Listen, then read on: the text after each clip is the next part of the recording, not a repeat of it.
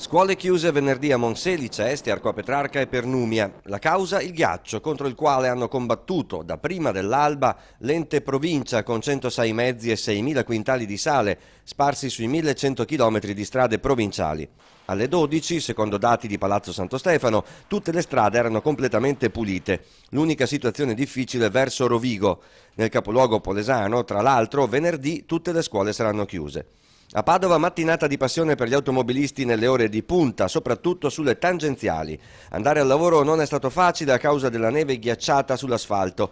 Nelle tangenziali nord e sud, in corso Boston e in corso Australia, avrebbe dovuto rimuoverla Veneto Strade. Nelle vie di raccordo deve invece pensarci il comune. Stamani è rimasta chiusa alcune ore la rampa di accesso in salita di Viale dell'Industria percorso Argentina. Era completamente ghiacciata. Altre strade comunali molto usate, rimaste ghiacciate nell'ora di punta, via Friburgo e via Due Palazzi, dove il sale ha sciolto la neve solidificata solo a metà mattina.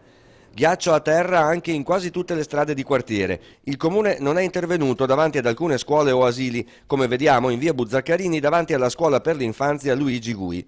Sul resto delle strade comunali nessuna criticità. In centro monumenti, Santo e Liston imbiancati. Pedoni e turisti hanno dovuto camminare però con molta attenzione. In tutto il Padovano è prevista neve fino a sera tardi, ma già dalla notte le temperature dovrebbero risalire di qualche grado. La neve dovrebbe tramutarsi in pioggia.